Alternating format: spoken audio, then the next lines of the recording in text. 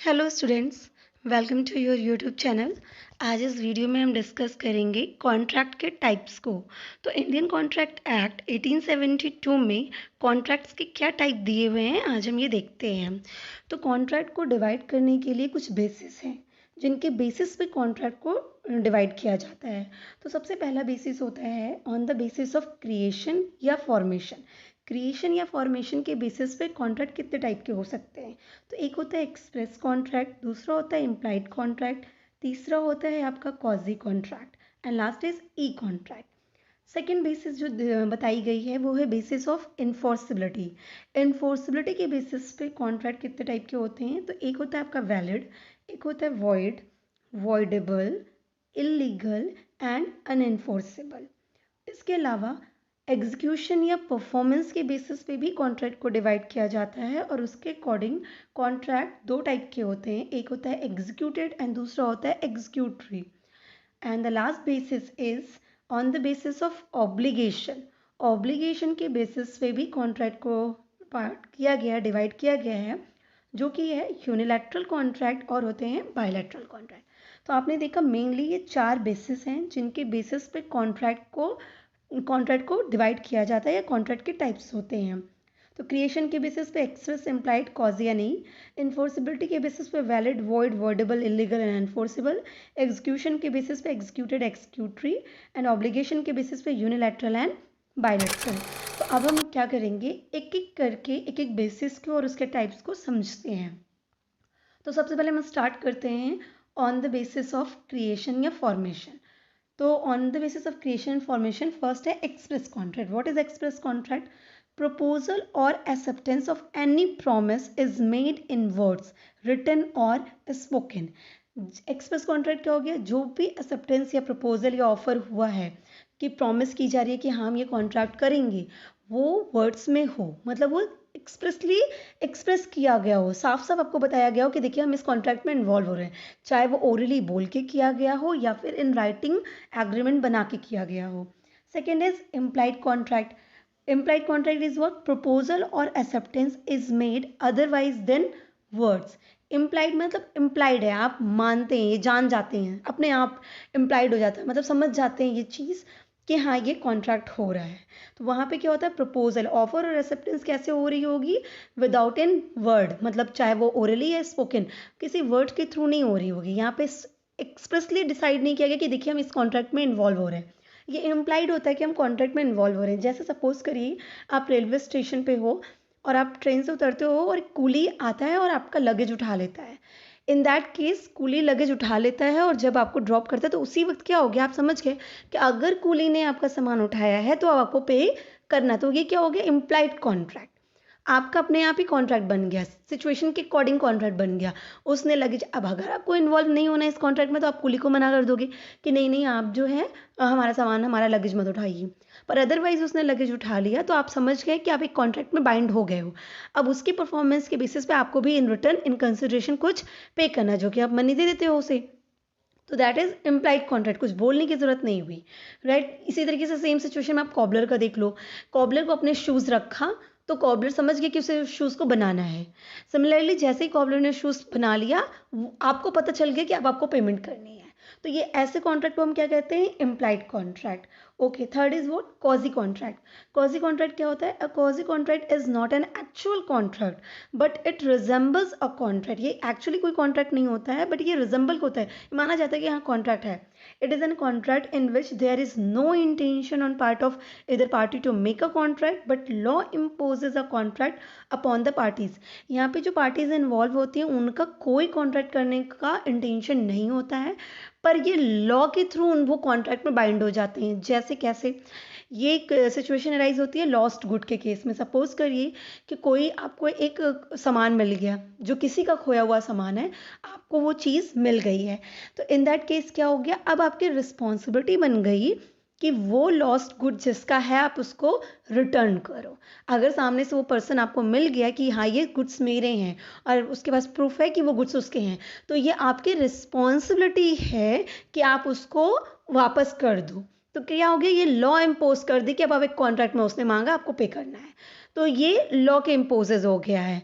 आपका कोई इंटेंशन नहीं था, तो कॉजी कॉन्ट्रैक्ट्स एक मैक्सिम पे वर्क करती है, that is no one can be rich by another losses. किसी दूसरे का नुकसान हो और आप अमीर बन जाए, ऐसा नहीं होता है। आपको कोई भी चीज़, जैसे कोई भी चीज़ खो गई है किसी की है तो वो उसका तो लॉस हो गया। अब वो चीज़ आप पाके, मान लीजिए पैसे ही हैं किसी के खो गए और आपको मिल गए, तो अब आप उसके बेसिस पर रिच हो जा रहे हो तो नहीं। अगर सामने वाली पार्टी आ जाती है और बोलती कि मेरे पैसे गिरे हैं, आपने उठाए हैं, तो आपको वो पे करना चाहिए। आपकी रिस्पॉन्सिबिलिटी बनती है कि जिसका भी वो सामान है उसे रिटर्न कर दिया जाए। तो इस तरह के कॉन्ट्रैक्ट को हम कॉजी कॉन्ट्रैक्ट कहते हैं। Last is what? E contract.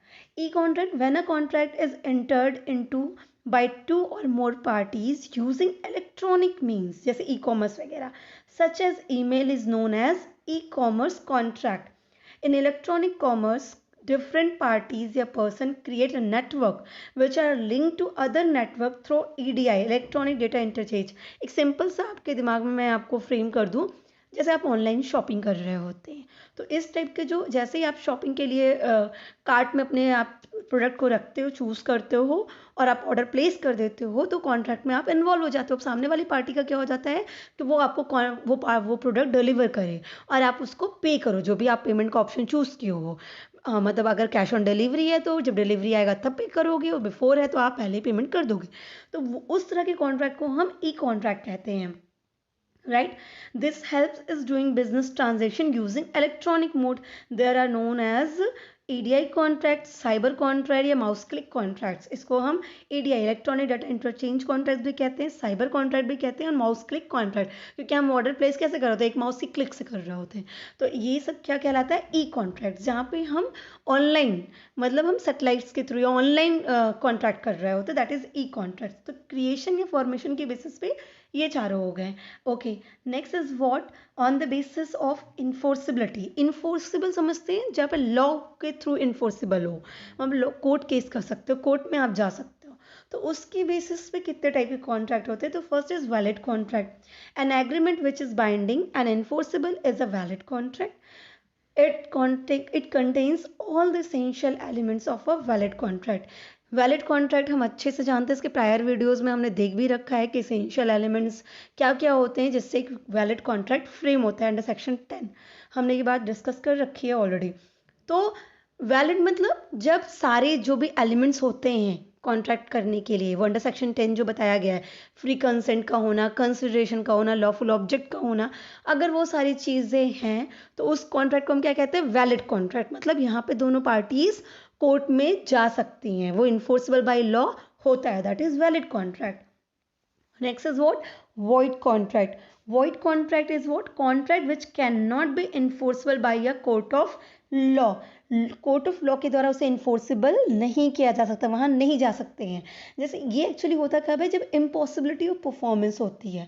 For example हम लेते हैं कि मान लीजिए ए एंड बी दो पार्टीज थी और ए और बी के बीच में कॉन्ट्रैक्ट हुआ, राइट?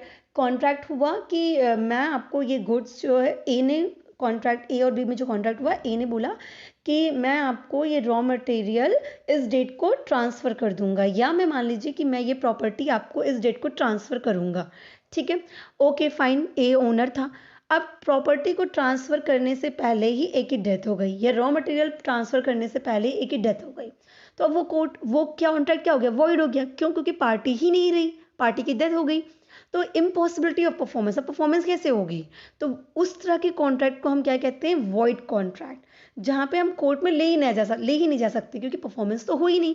परफॉर्मेंस की डेट से पहले ही वो जो कॉन्ट्रैक्ट है या एग्रीमेंट है वो इम्पॉसिबल हो गया, तो that is void contract. Next is what? Voidable contract. An agreement which is enforceable by law at the option of one or more parties thereto, but not at the option of the other or otherwise others, is a voidable contract. Voidable contract मतलब क्या? जब एक agreement हो रहा है जो कि enforceable by law है, पर इन्फोर्सेबल बाय लॉ दोनों पार्टीज के लिए नहीं है, क्योंकि हमें पता है कि कॉन्ट्रैक्ट होने के लिए दो पार्टीज का होना कंपल्सरी होता है, एक ऑफर दे रही होती है, एक एक्सेप्टेंस दे रही होती है। तो यहाँ पे क्या हो गया कि एक पार्टी के लिए इन्फोर्सेबल बाय लॉ होता है पर अदर पार्टी के लिए इन्फोर्सेबल बाय लॉ नहीं होता है, उस तरह के कॉन्ट्रैक्ट को हम वॉइडेबल कॉन्ट्रैक्ट कहते हैं। अब एग्जाम्पल के लिए हम लेते हैं फ्री कंसेंट का। फ्री कंसेंट आपको याद होगा, हमने डिस्कस कर रखा था। फ्री कंसेंट मतलब कोएर्जन नहीं हो, मिसरिप्रेजेंटेशन नहीं हो, मिस्टेक नहीं हो, अंडू इन्फ्लुएंस ना हो। अब सपोज करिए ए और बी दो कॉन्ट्रैक्ट में इन्वॉल्व हो रहे हैं, ठीक है। यहाँ पे ए जो है कॉन्ट्रैक्ट करवा रहा है बी से, बी के थ्रू कॉन्ट्रैक्ट कर रहा है और बी से बोल रहा है कि आप ये वर्क कंप्लीट करो, इसलिए मतलब वो अनड्यू इन्फ्लुएंस कर रहा है, मतलब अपना अनड्यू प्रेशर उस पर डाल रहा है, लाइक किसी का पॉलिटिकल का डाल रहा है, या मैं कह लूँ कोएजन कर रहा है, डरा धमका के वो उससे कॉन्ट्रैक्ट कराने के लिए रेडी करा रहा है, और बी वो कॉन्ट्रैक्ट कर लेती है, कंप्लीट करती है। तो in that case be aggrieved party हुई, क्योंकि उसे डरा धमका के कॉन्ट्रैक्ट कंप्लीट कराया जा रहा है। तो बी के लिए वो इन्फोर्सेबल बाय लॉ हुआ। बी कोर्ट में जाके उसके अगेंस्ट कोर्ट केस कर सकती है, पर ए के लिए इन्फोर्सेबल बाय लॉ नहीं हुआ। क्यों? क्योंकि ए तो डरा धमका रही ही है, ए तो उसको कोएर्जन कर रही है, अंडर इन्फ्लुएंस करके कॉन्ट्रैक्ट करा रही है, तो ए के लिए वो इन्फोर्सेबल बाय लॉ नहीं हुआ। पर अदर पार्टी बी जो एग्रीव्ड पार्टी है उसके लिए वो इन्फोर्सेबल बाय लॉ हुआ। तो इस तरह के कॉन्ट्रैक्ट को हम कहते हैं voidable contract, that is void एब इनिशियो। ये वॉइडेबल कॉन्ट्रैक्ट हुआ, मतलब जहाँ एक पार्टी के लिए तो होता है कि वो इन्फोर्सेबल बाय लॉ है, पर अदर पार्टी के लिए इन्फोर्सेबल बाय लॉ नहीं होता है, that is voidable contract. Last is what? Illegal contract. And illegal agreements are void, but all void agreements are not necessarily illegal. Illegal contract समझ लीजिए कि जहाँ पे ऑब्जेक्ट ही इलीगल हो, जिस पर्पस के लिए कॉन्ट्रैक्ट किया जा रहा है वो पर्पस ही इलीगल हो गया। लाइक जैसे ह्यूमन ट्रैफिकिंग के लिए कॉन्ट्रैक्ट किया जा रहा है, कॉन्ट्रैक्ट किया गया मर्डर करने के लिए, कॉन्ट्रैक्ट किया जा रहा है किसी को किडनैप करने के लिए, तो यहाँ पे जो ऑब्जेक्ट, जिस ऑब्जेक्ट के लिए कॉन्ट्रैक्ट हो रहा है वो ऑब्जेक्ट इलीगल है, फॉरबिडन बाय लॉ है, मतलब लॉ से स्पेसिफिकली मना कर रखी है कि इस तरह का काम नहीं करना चाहिए, और तब आप उस चीज़ के कॉन्ट्रैक्ट में इन्वॉल्व हो रहे हैं, तो ये सारे के सारे इलीगल होते हैं। पर याद रखने वाली बात क्या है कि all illegal agreements are void. जितने भी इलीगल एग्रीमेंट्स होंगे, मतलब जिसका ऑब्जेक्ट ही इलीगल होगा, ऑब्जेक्ट फॉरबिडन बाय लॉ होगा और उसके लिए कोई एग्रीमेंट या कॉन्ट्रैक्ट हो रहा होगा, तो वो सारे के सारे क्या होंगे? वॉइड होंगे, उसे हम इन्फोर्सेबल बाय लॉ नहीं कर सकते, वहाँ परफॉर्मेंस की बात नहीं होगी। लेकिन सारे वॉइड एग्रीमेंट्स को हम इलीगल नहीं कह सकते। वॉइड एग्रीमेंट कब होगा? जब इम्पॉसिबिलिटी ऑफ परफॉर्मेंस होती है, राइट। तो इम्पॉसिबिलिटी ऑफ परफॉर्मेंस, जैसे डेथ का केस आ गया था, तो हम उसको इलीगल नहीं कहेंगे। जब कॉन्ट्रैक्ट हुआ था तब तो वो लीगल था, पर सडन या सडन इवेंट की वजह से कुछ ऐसा हो जाता है जिसकी वजह से पॉसिबिलिटी नहीं हो पाई कि कॉन्ट्रैक्ट कंप्लीट किया जाए, तो वो वॉइड हो जाता है। तो हम हर वॉइड एग्रीमेंट इलीगल हो ऐसा कंपल्सरी नहीं है, पर हर इलीगल एग्रीमेंट वॉइड ही है ये कंफर्म होता है, क्योंकि हर इलीगल एग्रीमेंट को उसको होता है कि वो परफॉर्मेंस नहीं होगी, तो वो वॉइड ही होगा। तो ये तो हो गया इन्फोर्सिबिलिटी के बेसिस पे। एक लास्ट है unenforceable contract, where a contract is good in substance, मतलब सही है, सब कुछ तरीके से कॉन्ट्रैक्ट सही है, but because of some technical defect, that is absence in writing, bad by limitation, etc., one or both the parties cannot sue upon it, it is described as unenforceable contract। जहाँ सब कुछ सही था, contract बिल्कुल सही चल रहा था, पर जो एग्रीमेंट है वो नहीं है, उसमें कुछ टेक्निकल डिफेक्ट है, साइन नहीं किया गया, डेट नहीं मेंशन है, या वो राइटिंग में सही तरीके से ऑब्जेक्ट को क्लियर नहीं कर रहा है, मतलब कुछ ऐसा है जिसकी वजह से दोनों पार्टीज एक दूसरे पे स्यू मतलब कोर्ट केस नहीं कर सकती हैं, तो ये क्या हो गया? अनइन्फोर्सेबल बाय लॉ, मतलब टेक्निकल एरर की वजह से आप कोर्ट में नहीं जा सकते हो, तो in that case that is unenforceable contract. तो इन्फोर्सिबिलिटी के बेसिस पे ये 5 टाइप होते हैं कॉन्ट्रैक्ट के।